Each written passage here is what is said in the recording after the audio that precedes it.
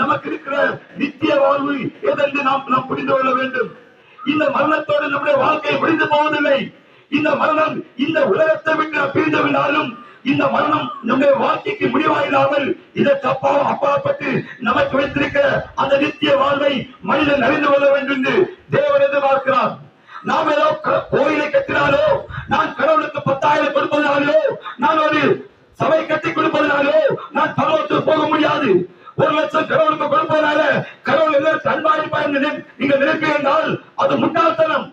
கடவுள் பணத்தை பார்த்து நேசிக்கிறவர் அல்ல. கடவுள் சாதியை பார்த்த மனிதனை நேசிப்பவர் அல்ல. கடவுள் மதத்தை பார்த்த மனிதனை நேசிப்பவர் இல்லை.